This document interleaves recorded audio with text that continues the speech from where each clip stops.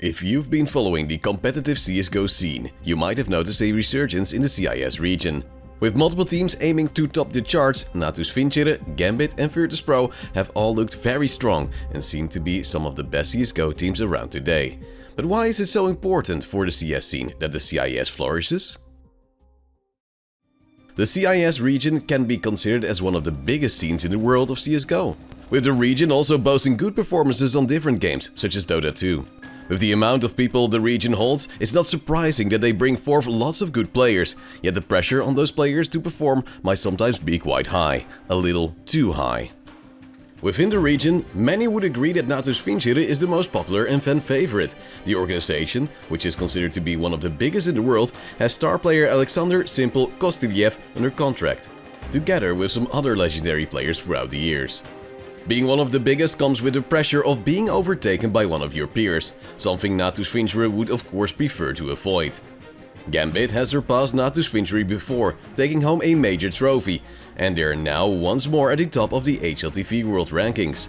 Previously, we would see Natus Vincere buy out a player from the Gambit roster, but this time around that doesn't seem to be the case.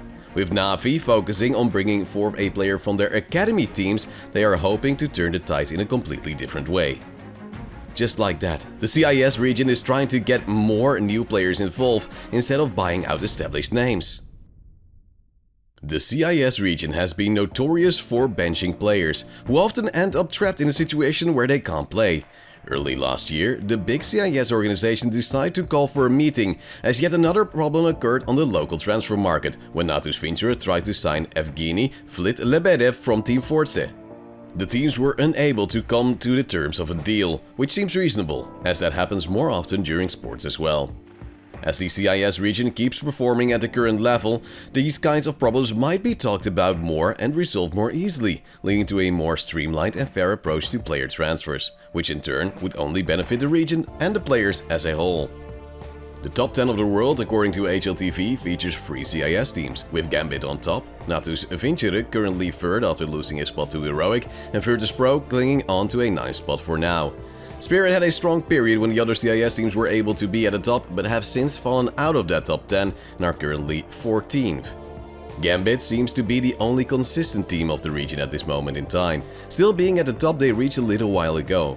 They have had a magical run before winning a major. They also seem to have invested in young talent that has progressed their way to the top, slowly but steadily.